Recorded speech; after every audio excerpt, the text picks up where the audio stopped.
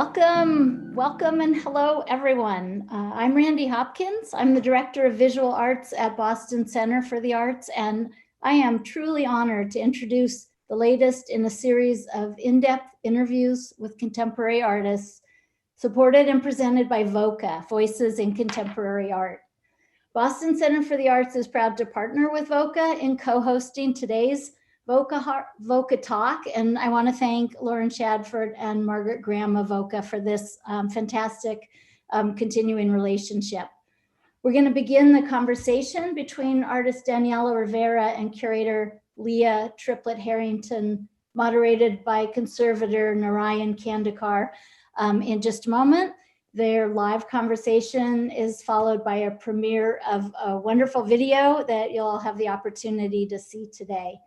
And I just want to say that today's program is the second in a series of specifically Boston-based artist interviews that have been organized by VoCA that BCA has partnered on. And these projects have shined invaluable light onto the methods and materials of art making today. So we're grateful to VoCA for your work. So with that, and with many thanks for your attention, I'm going to turn this over to Lauren Shadford, VoCA's Executive Director, to get us underway here. Thank you, Lauren. Thank you, Randy. Welcome, everybody. We're so pleased to have you. And thank you to the Boston Center for the Arts for hosting this launch event of VoCA Talk Daniela Rivera. We are honored to continue working with you, Randy, and with the Boston Center for the Arts on this series. Before we start, I want to be sure that everyone is aware that we have live closed captioning for this program. While you can view the captions in Zoom by clicking on the button at the bottom of your screen, you can also view the full transcript of the program as it happens via the URL provided in the chat. So look at that live transcript button at the bottom if you would like to access the closed captioning. I would also like to thank an incredibly generous anonymous supporter in Boston who has made it possible for us to do this program series and to bring these programs to our network. VoCA would not be able to do this work without the generosity of some of our incredible donors. As some of you may know a little bit about VoCA, and maybe some don't, we are a small New York City-based nonprofit with a passion for stewardship and preservation of contemporary art. We're a group of 26 people, 13 board members, 11 program committee members, and 2 staff, Margaret Graham and myself. And we all work tirelessly to craft and deliver programs that speak to the challenges inherent in the preservation of contemporary art. A strong through line that I know you will see in our programs is the power of the artist's voice and the role artists can play in the stewardship and preservation of their own work. If you'd like to learn more about us, I hope you will check out our website. We're going to put some links in the chat for you. One of our main programs is an artist interview workshop. We've been doing it for about 10 years. We've done nearly 30 workshops in cities all over the country. And these VoCA Talks are where we are able to enact the skills that we teach in that workshop. Each VoCA Talk is a year-long process leading up to an interview and then culminating in the long-term archiving of this video with our library partners. And we're here today for the launch of our newest VoCA Talk in the series of in a series of programs with Boston-based artists. Our previous talks in the series were with the exceptional artists Tori Fair and Sonia Almeida. We'll put those links in the chat as well. We have crafted this series to highlight the work of artists in Boston, as well as the work of our interviewers, who were all attendees of our artist interview workshops. A little over a year ago, we had an open call to all of our workshop participants to propose programs with artists that they felt deserved more substantial recognition. And we were incredibly pleased to receive Leah Harrington's proposal to interview Daniela Rivera. And shortly, you will see why if you don't know already. With that, I would love to now introduce our speakers to join me on the screen so I can introduce them to you. I will keep this brief so you can hear from them directly. And if you'd like to know more about each speaker, we will have a biography sheet in the chat as well, so you can read their full biographies. But in short, the Narayan Khandekar is going to be our moderator for the discussion today. He's the director of the Strauss Center for Conservation and Technical Studies at the Harvard Art Museums. And I'm also very pleased to say that he's a member of VoCA's program committee, part of our leadership team. Leah Harrington is a Boston-based curator with Now and There. She attended our artist interview workshop at the Carpenter Center in 2018, and then a year ago proposed this wonderful program with Daniela to us. And then last but not least, the wonderful artist Daniela Rivera, who is Boston-based and who we have been honored to work with over the last year. So Daniela, I need your video on. It's time. But thank you so much, everybody, for joining us today. The structure of what we're going to do is have about 30 minutes of discussion between Leah, Daniela, and Narayan. And then I will come back on and we'll officially launch the video of this VoCA Talk series and share it with everyone. So this is a chance for you to get to see Leah and Daniela without masks on, which we thought would be nice, and be able to watch the video. So thank you so much for joining us today. It's wonderful. We've got such a great audience. And with no further delay, I'd really love to pass it off to Narayan, who will begin the discussion. Thank you, everybody.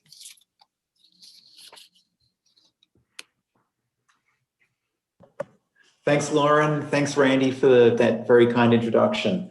I am very excited to be talking to these people who I saw in the video, which is an amazing snapshot of Daniela's work in the studio. It's an amazing sort of opening up, and I don't know, it's a very vulnerable thing to invite everybody into a studio. So I want to thank Daniela for that, and Leah for conducting such an incredible interview. And what I wanted to do is just start off with a question for Leah, actually. Can you tell me how you and Daniela know each other and how you chose Daniela for this, this interview project? Yes, absolutely. Thank you so much, Narayan, for moderating us today. I'd known of Daniela's work a little bit just from being in Boston, knowing her painting practice a little bit, but really got to know her when she was selected for the Now and There Public Art Accelerator program, which is a really unique initiative, which basically helps studio-based artists learn the sensibilities and skills needed to make their work public. And when Daniela was selected, I was really excited for this opportunity to work with her, to eventually realize her project Sober Mesa Karaoke Politics, which we talk a lot about in the video. It is a very fast-paced program. It's about a year all told. It's very, it's accelerated. And when that was over, I really just felt like there was a lot more in Daniela's work that I hadn't really gotten to sink my teeth into. Her tremendous drawing practice, which felt like so rich and felt really unexplored for me. So when I saw the call for VoCA, I think I was actually in the airport going to visit my family for the holidays, way back in the before times. And I immediately was like, oh, it'd be great to talk to Daniela for, this nice long period of time. And yes, there was so much more that I wanted to explore, but I also knew in working with Daniela on her accelerator project, she's so reciprocal and generous in her practice. And I knew that it wouldn't be, a one-way dialogue of me kind of asking questions. It would really be something that we could, be kind of very, have a dialogue more so than a one-way conversation. So I was thrilled for the opportunity to really get to spend more time with the work and spend more time with you, Daniela. And, it's tremendous that we were able to pull this off despite everything that was happening in the world last spring. Thanks. It really is a great conversation, and equally balanced conversation. So I think you've described it so well. Daniela, I wanted to ask you, when I was watching the video, what I got was a strong sense of the political underlying a great deal of your work. And if you look at two places that are important to you, Chile and the United States, we've had a lot of civil unrest. With in October 2019, there was enormous amount of unrest in Chile, in Santiago, and then just in this last week, the insurrection at the Capitol building in Washington, D.C. And I just wanted to ask you how that affects your interpretation of your own work and how it informs you, because you've said how it's such an important part of the work that you do. Yeah, thank you for that question, Ryan. Thank you, Leah, Randy, Lauren. Thank you, everybody. So, and Margaret, thank you. That's also very important. So we were talking about this the other day, and the reality is that the events on October 18th, a year ago, 2019, the events of the storming of the Capitol have completely shaken everything for me, bringing, I felt like, you know, everything has become part of the same space in terms of time. Like time is not important anymore. Like there's no kind of clarity in terms of a linear time. Things are getting mangled and murky and mixed. And I think I've been forced to look at my work, and it's been recontextualized because of the events, because the work is so political. In some cases, it has gained new layers of meaning, which is positive. In some cases has become obsolete, and that is hard to see as well. So yeah, honestly, I'm still processing. It's hard to like, I think I have more questions than I do have answers in relationship to that. I think COVID, social unrest in Chile, and actually we're now like thinking of a new constitution in the country. So it's kind of a remaking of the country. The storming of the Capitol, there's so much going on. And in terms of agency, what is my role as an artist and what is my agency as an artist has been really put into question, even more through like COVID, where like, you know, we don't have access to like show the art the way that we are used to. And we have to kind of find new ways of sharing that information and sharing that communication. So I hope I answered the question. Yeah, it is absolutely. Sorry, yeah, just to add, Danielle, I think that's like the really, again, like one of the things that really drew me to your work and spending more time with it is like, it's kind of never done. You know, there's so much in all of your projects that we talked about in the video that, or the studio visit, there's so much to kind of unravel and untangle. And it's almost like we can't get there, which is, I think we're all kind of, I at least feel like we're all kind of sitting with in this moment. It's like, just like, we don't know how everything is going to, there's so much uncertainty in the world, and we have to just kind of sit with that uncertainty. And I think for me, you know, going through this process of, you know, creating this talk over the last year, it's been just so helpful to have that as a counterpoint to all of the, you know, being able to work through the uncertainty in your work, and knowing that it's always process and never done, and that's part of its beauty. And having kind of all the uncertainty in the world, it's just been like it's been really, I guess, healing for me. I hope that, I mean, I think part of it is circumstantial because of like biography, right? That comes in the work no matter what. I mean, we try not to make work super personal, but it's inevitable. That's where the filter.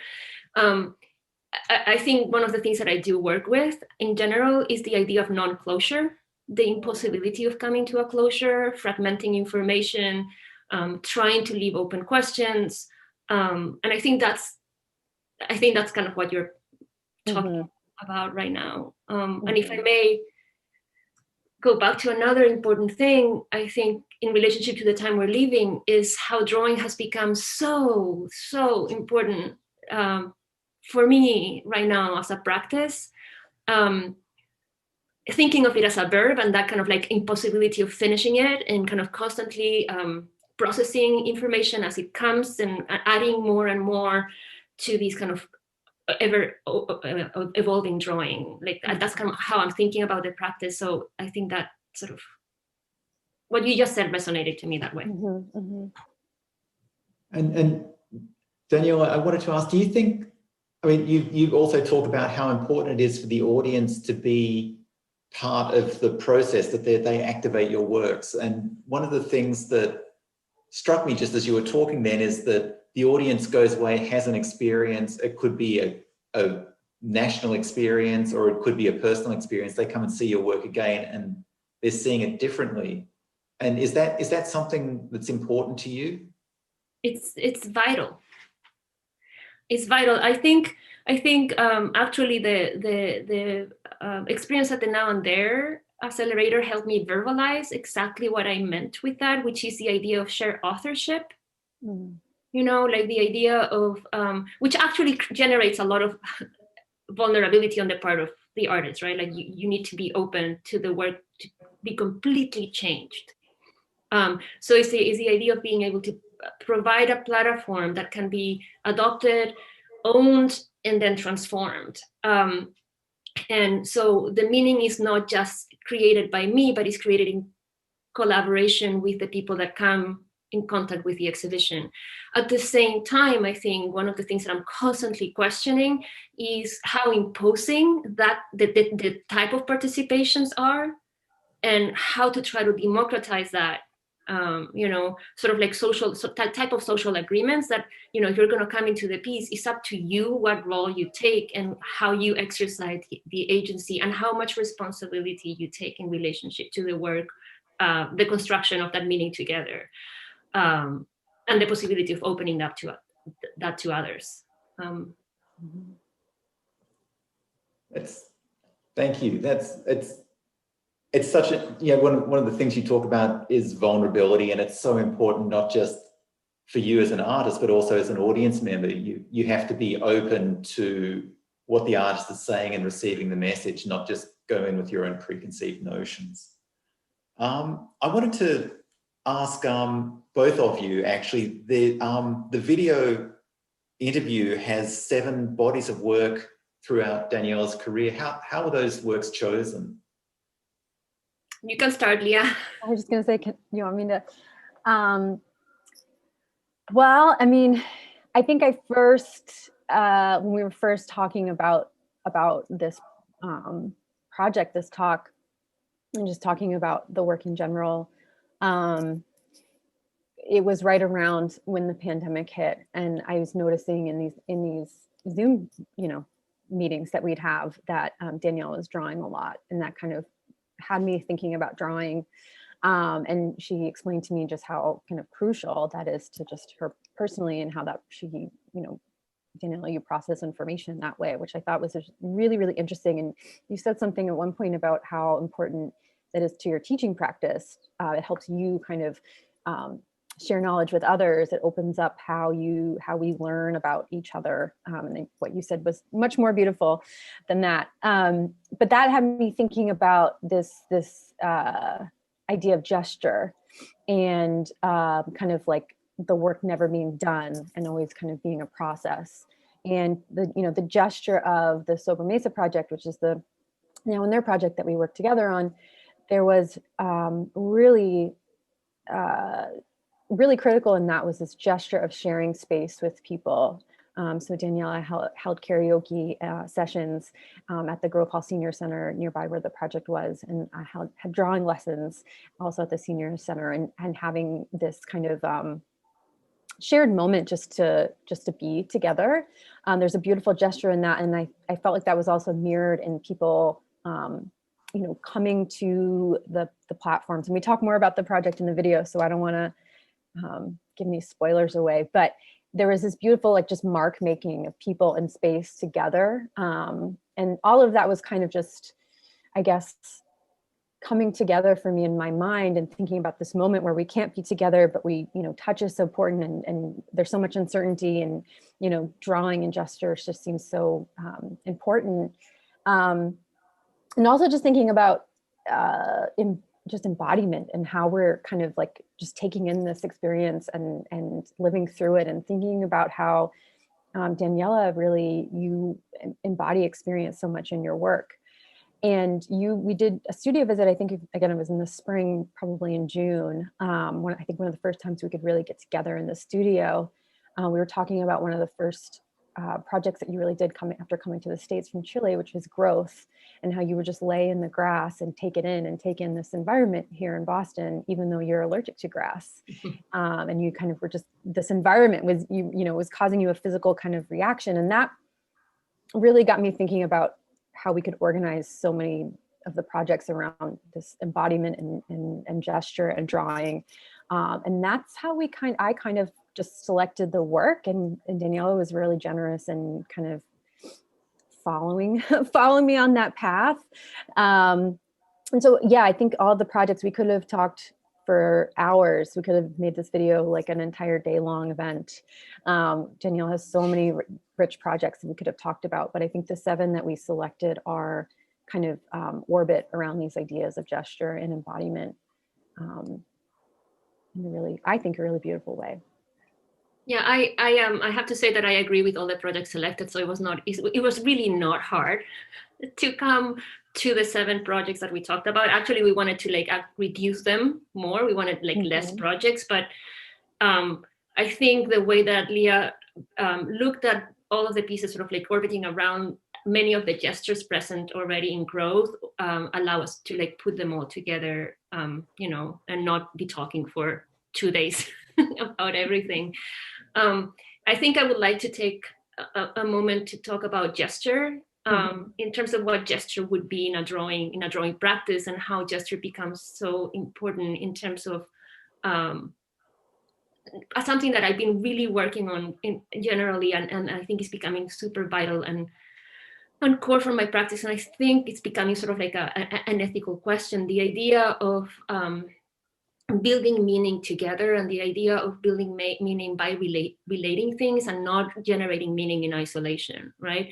So if you think about gesture in an early introduction to drawing class, and when you're trying to teach students how to like do a gesture drawing, we talk about immediacy and synchronicity, a synchronicity in between what you're observing, like what information the other is providing to you, and the gesture of your body. So like that, the impossibility really of generating that gesture without a relationship, I think is part of like at the core of like what I'm trying to do, even though I'm not a performance artist, even though I am not a person that generates interactive pieces per se constantly, leaving that space for generating meaning together, I think.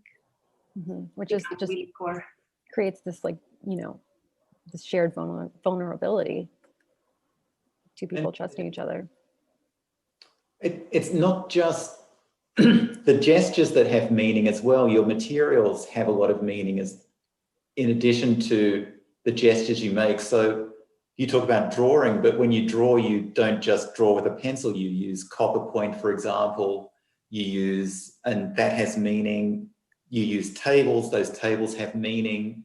And I think it's great that you use tables as a medium. It's not everyone uses furniture as a medium. And charcoal, do you want to just talk a little bit about, the meanings that are embodied in the materials that you choose? Well, yeah, I mean, I can talk for hours about that, because there's political meaning, economical meaning, social meaning, social meaning, and of course environmental meaning. And I think I had in many cases I have to step into work with materials that maybe I'm also criticizing at the same time. But in a way, I feel like if anything, if I do have a role in society as an artist, and I hope we do, and it's not just like, plain ego that is making us make things. But is the idea of creating visibility, and sometimes creating visibility, the only way that I actually managed to do it is by actually using the material that I am talking about, that is generating the meaning and has all of these economical, political, social, and environmental consequences, right, or branches. So, if I'm working with copper, copper has tons of different layers of significance, where it's like, identity, my identity as a Chilean linked to the mining industry, the fact that copper price was manipulated, and is one of the triggers, one of the multiple manipulated internationally, one of the triggers for, the coup in 1973, the nationalization of copper, the fact that copper was owned by international companies, American companies, and also the identity of the miner as like kind of this emblem of national identity. You know, how do I talk about that if I am not actually manipulating, working with the material, going to the site, talking to the people? You know, I cannot just do it with a graphite pencil. So I mean, that's one example. Like if I'm talking about fire, I'm talking about burning structures, stuff like that. Like, well, a very good way to bring it in is with ashes, right? Or if I'm talking about the history of painting, well, then maybe I'm going to go back to like ideas of oil, and I'm going to be very specific. Am I using oil? Am I using tempera? Am I using, you know, what type of surface? Because all of those things have particular historical, political, economical implications. So that's the way I'm actually trying to build a meaning for the piece. It's just fantastic to see how that is such an important part of the work you're doing. Can I say something else, Narayan? Yeah, of course. The completely exposure of, I am also a really bad image maker. You know, some artists are so good at communicating via images, and the combination of images, I am really bad at that. So I think part of me bringing the materials is my way of like, you know, as a surrogate of like my incapacity of creating an image. And it's more like kind of a spatial image rather than a two-dimensional image. So you may say that. I don't agree, but that's okay. So I wanted to ask what, you know, just this, the interview process, what did you learn? What did you take away from the process of doing this this interview? Can you both talk about that, please? Oh, wow. Who goes first, Leah? You go first because I've been talking too much. That's not true. That's a big question. I feel like I learned so much. I think, you know, I shared this with Margaret and Lauren, who were just so instrumental to realizing this project. I was a shy kid, so I always kind of have this inhibition when it comes to, you know, public speaking and asking questions and being the first to speak up. And this experience just really pushed me to a whole new level of not being afraid to ask questions. I feel like I'm just so grateful that we, you know, VoCA didn't just shelve this project during the pandemic, that they really wanted to push through and to do this, even though we couldn't be in person in June, and then we couldn't be in person in September, and we still can't be in person now in January. I think that experience of getting, you know, I said earlier, you know, one of the things about the Now and Their Accelerator project that's a pro and a con is that it's very fast. So you're working with artists, and obviously as a curator, you learn from every artist that you're working with. And I think with this, the time of a full year, really to realize this, to work on the studio visit, to go back, to edit it, to refine it, that experience of having that time to work with an artist is really rare for me, and just felt so amazing to be able to really just have the space to think out loud together. So I don't know if that's kind of an abstract answer to the question. I also have never, you know, been in front of a film crew before. I'm always in the background, making sure that things happen. So that was also a really great learning experience as well. I think for me, it was the time to think together that was invaluable. You never do that in general. I mean, you know, I think through making, right? But like the ability to like kind of look back and reflect on the work done, and also have Leah as a sounding board, which, you know, we did during the Now and Their Accelerator, but now really kind of being able to go into deep in conversation and discovering together areas of strength, and actually also areas of weaknesses, you know, in some of the projects, or things that could be kind of evolve in different ways, or moments of failure, which, you know, you don't take the time to do because we're constantly moving, you know. So I think that is really invaluable, and it can completely change the way you work. So I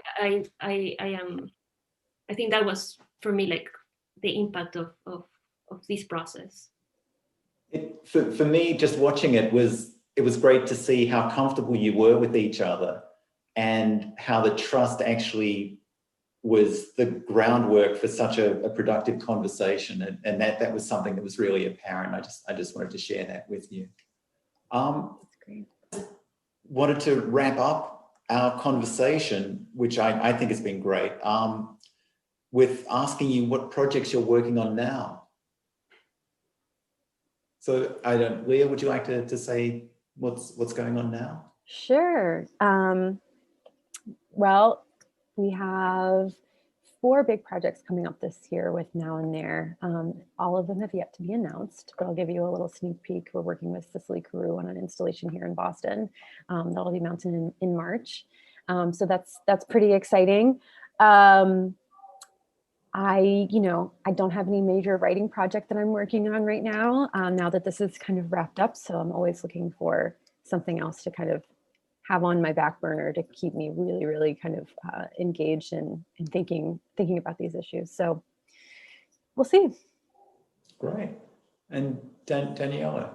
Well, I just made, we just made, and it's not an I, it's we, it's a we just made a discovery from a previous experiment with Jenny Olivia Johnson, who's a beautiful, amazing composer and sound artist. And I think I hope that we can actually create this together, which is a sounding room with multiple voices. We'll see what happens. But I think that's sort of like a new little project. Also making sure that it's completely accessible and easy in terms of materials, nothing kind of, pretty easy, straightforward collaborative piece, I think. Great, thank you. So thank you both, Daniela and Leah, for this conversation. It's been wonderful chatting with you, and I'd like to just pass back to Lauren now to introduce the video. Thank you so much, Narayan. This has been such a pleasure. Thank you everybody for being here. Thank you to the 3 of you. That was really wonderful. And I think I just always come away with this of thinking about Leah and Daniela, how you both really embody this this value of deep relationships between artists and arts professionals, and that's so much about what VoCA is looking to do and looking to promote. And you guys are such a wonderful example of that. So thank you for doing this and giving us a little bit of an introduction before we get to send everybody off to watch the video. Thank you to the great audience. We had a number of people. We had a great group on the call, and then a whole bunch of people are watching this on YouTube Live as well. So that's exciting.